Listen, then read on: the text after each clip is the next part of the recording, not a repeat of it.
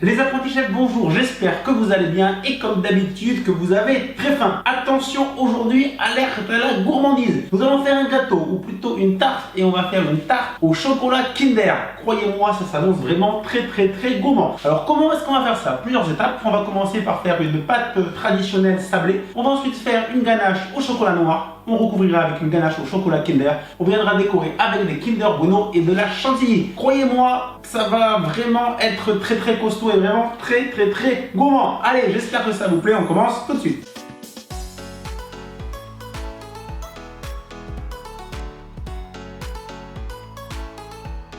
Dans mon saladier, 200 g de farine, 90 g de sucre glace, 30 g de poudre d'amande. J'ajoute 100 g de beurre coupé en morceaux. Je travaille le beurre du bout des doigts. J'effectue le sablage. J'obtiens une préparation bien sableuse, voilà comme ça, aspect sable, tout simplement. Je creuse un petit puits et je viens casser mon œuf. Et allez, je mélange pour former ma boule. Si vous voyez que ça manque, bien sûr, on peut rajouter un peu de farine. Ma pâte est prête, j'ai plus qu'à la mettre dans mon film plastique. Et maintenant, ça va partir au frais pour qu'elle se raffermisse, ce sera beaucoup plus facile à travailler. Vous pouvez bien sûr la mettre au frigo, 1 heure ou 2, c'est parfait. Mais moi, comme j'ai pas trop le temps, comme d'habitude, je vais la mettre un quart d'heure au congèle, c'est la petite astuce. J'ai récupéré ma pâte au congèle. Bon, j'aurais pu la laisser un peu plus longtemps, mais là, je vous avoue que je fais ça un peu rapidement. J'ai fariné mon plan de travail. Je retravaille un petit peu ma pâte, voilà. Elle est bien froide, comme ça, c'est beaucoup plus facile à travailler. Je l'étale au rouleau. Puis je vais mettre du rouleau, je l'enroule et je la déroule sur mon cercle. Je vais bien foncer ma pâte collée au cercle. Voilà, je vais la ranger un petit peu au passage. Je viens couper les bords. Je viens appliquer la pâte avec une fourchette pour éviter qu'elle gonfle. Si vous avez bien sûr, vous utilisez des poids de cuisson, c'est encore plus pratique. Et allez, c'est parti, j'ai préchauffé le four à 180 degrés, ça part en cuisson jusqu'à obtenir une belle coloration, environ un quart d'heure, mais comme d'habitude, on surveille. La tarte vient de sortir du four, c'est bon, on va la laisser refroidir un petit peu. Avec un couteau, je viens râper le dessus pour lui donner un aspect un peu plus joli. Le fond de tarte, c'est bon, on passe à la première ganache, donc la ganache chocolat noir. Dans la casserole, je fais chauffer 200 g de crème entière liquide, alors pas ébullition, mais bien chaud. Pendant ce temps, je coupe 200 g de chocolat noir. La crème est bien chaude, je l'ajoute maintenant en 3 fois sur le chocolat et je mélange bien à la maryse entre chaque ajout. Alors le but bien sûr c'est de faire fondre le chocolat et d'avoir un mélange bien homogène. Deuxième ajout.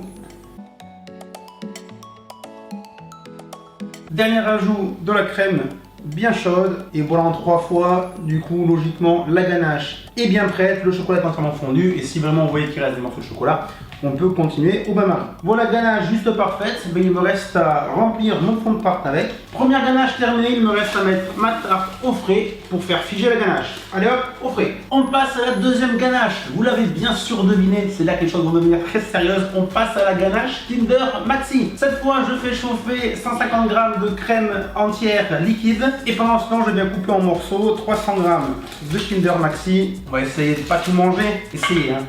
Allez, on tient bon. La crème est bien chaude, et bien pareil, je l'ajoute en 3 fois sur les Kinder pour faire fondre les Kinder.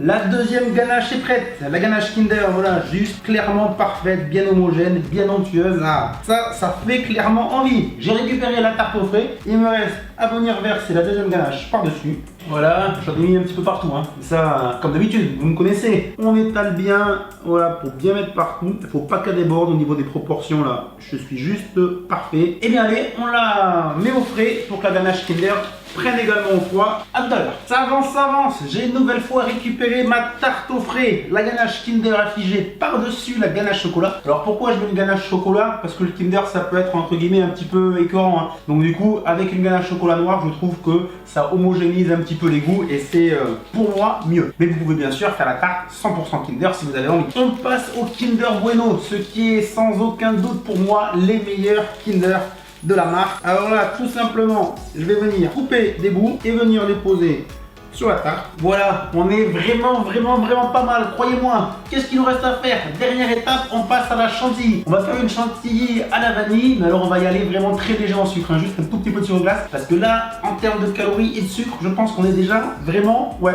c'est sûr, on est bien. 300 g de crème entière liquide, surtout crème entière, sinon ça ne montera pas en chantilly. Un petit peu d'extrait de vanille liquide. Les ustensiles étaient bien sûr au frigo pour que ça monte mieux. Allez, c'est parti.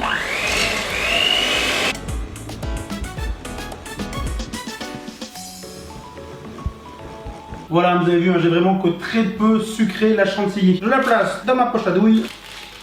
Et allez, dernière étape, pochage de la chantilly entre les Kinder.